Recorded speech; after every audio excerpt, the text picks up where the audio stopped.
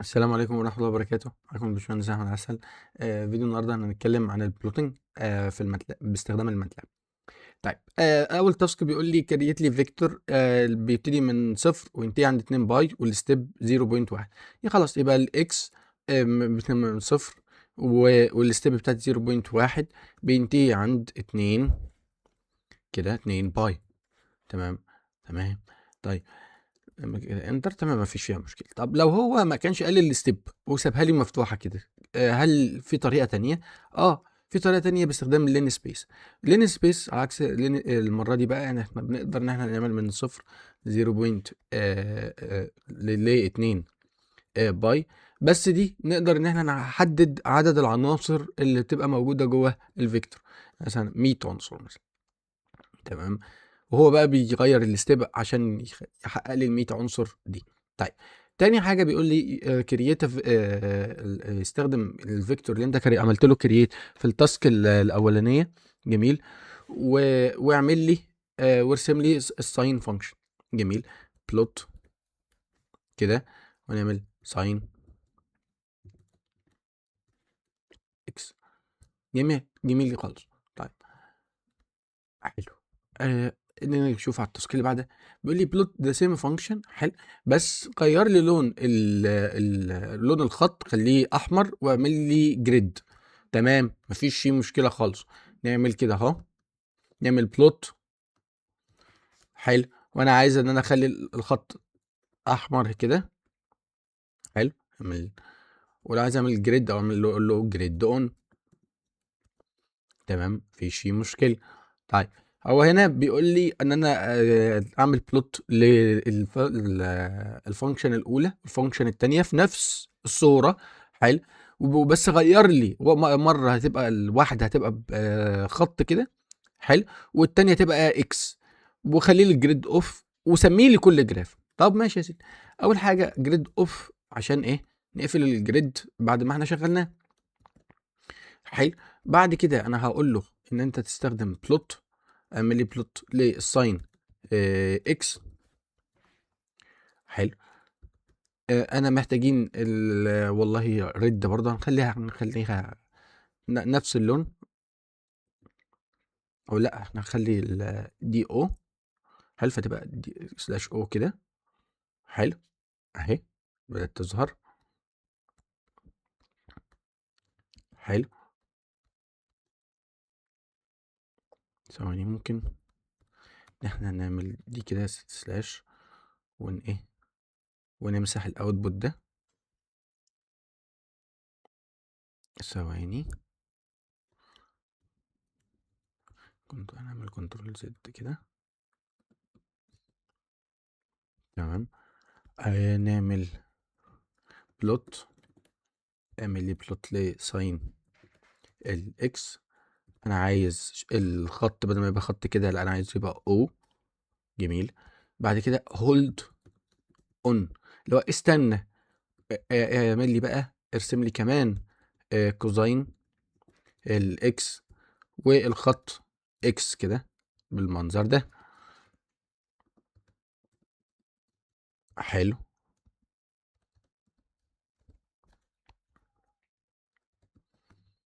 وبعد كده هولد اوف. جميل.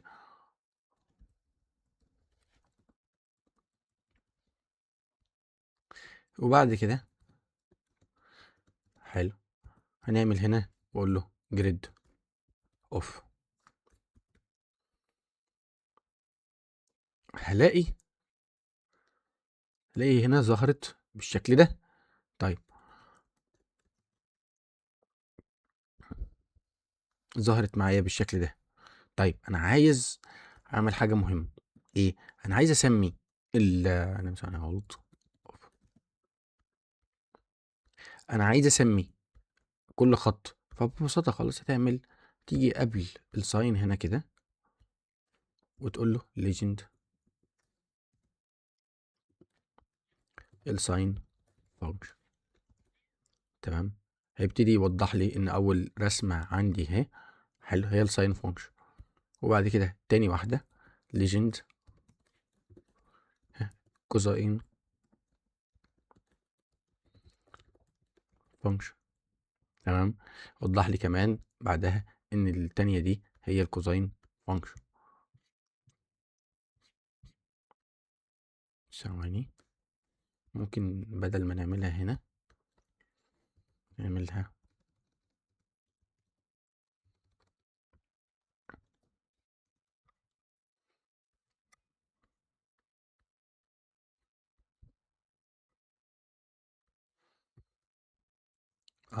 ما لا، احنا غلطنا، لازم كلها في نفس السطر كده.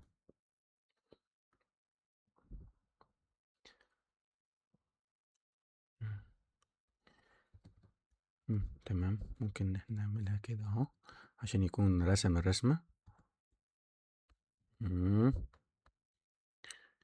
اعملها كده اهو، بس ظهرت اهي. تمام. تمام، حلينا السؤال خلاص، حلينا السؤال. اللي بعده بيقول لي تقدر ان انت تحط لي تايتل حلو لتاسك 4 وتحط لي الاكسس بتاع التايم والاكسس بتاع الواي وتسميهم لي تايتل. حلو. انا دايما انا بركز هنا حلو عشان لو انا نسيت اي السنتكس بتاع اي فانكشن ابتدي ان انا استعين بيها دي عادي. تمام. واكتب تاسك 4. تمام بالشكل ده. طيب عندي ايه الاكسس.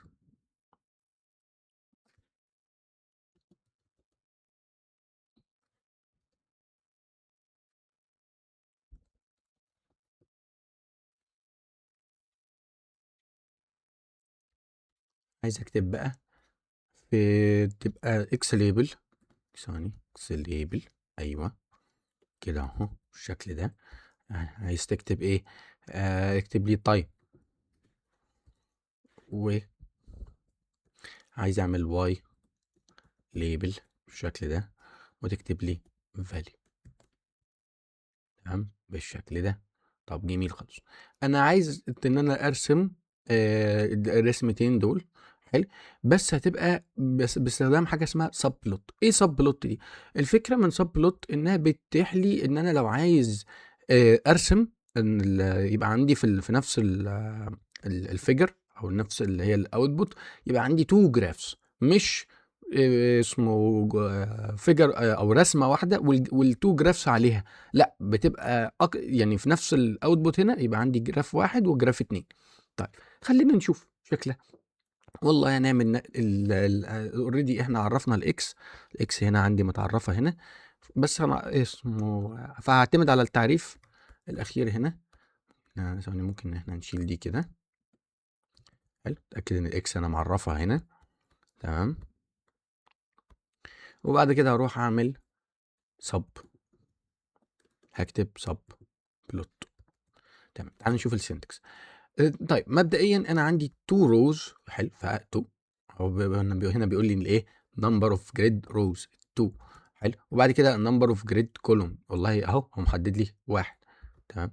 وبعد كده دي هنا زي ايه، انا اقف دلوقتي، انا هرسم دلوقتي عند اول عنصر. ثواني كده، ممكن انا عشان ارسمها هنا كده تبقى عشان تبقى واضحه. احنا كده عملنا زي جريد كده اهو. حلو. وقسمناه نصين، نص الواحد واتنين، لان احنا كتبنا تو كتبنا واحد كتبنا تو رولز. حلو. واحد كله فتو الرو الاولاني والرو التانية وواحد كله. بعد كده احنا بقى في البوزيشن ده اهو، في البوزيشن ده لو كتبنا واحد فاحنا كاننا ايه واقفين هنا، لان لو كتبنا اتنين فهنا احنا كاننا واقفين هنا اهو. طيب جميل خالص. هنا هنكتب واحد. بعد كده بلوت نكتب الاكس. حلو. اللي انت هنا بتحدد يعني كده حددنا الاكس اكسس الاكس كوردينيتس، وهنا هحدد الواي اكسس بتاعنا. طيب ساين اكس. جميل. بعد كده نقول له جريد، وما قاليش ان احنا ممكن نعمل جريد اون او جريد اوف. عادي مفيش فيها مشكلة. سب بلوت 2 1 2، احنا واقفين هنا وانا بقى عايز اعمل بلوت الاكس وتان اكس. تمام، كده نعمل انتر. تمام، يبقى كده تظهر معايا بالصورة دي. تمام. طب لو انا عايز، ممكن ان احنا برضو انت تقول لي ايه، ان انا ممكن نكتب هنا تايتل وتقول لي الجراف الاولى هنا بالشكل ده كده. ثواني.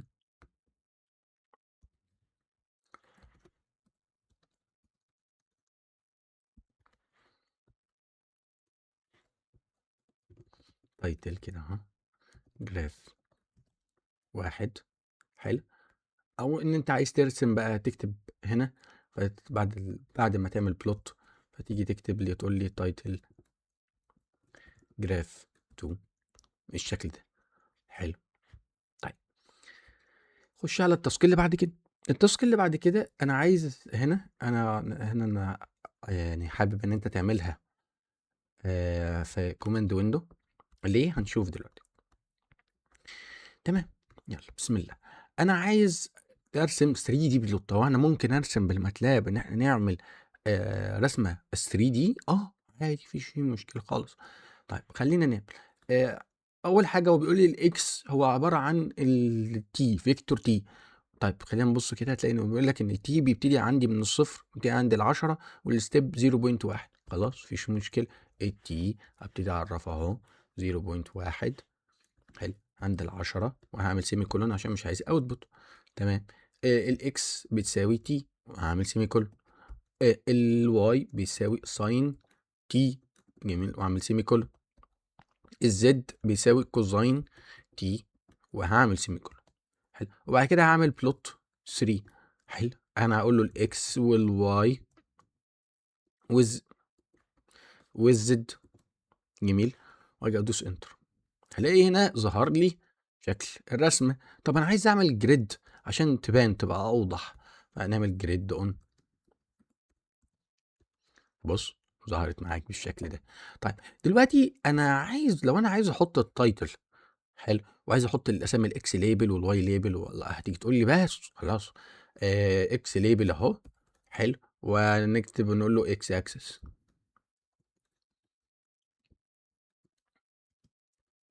حلو، فلاقي انها ظهرت هنا. طب هو سؤال، هو انا كل مره لازم اعمل نفس يعني اكتب بالاكواد كده؟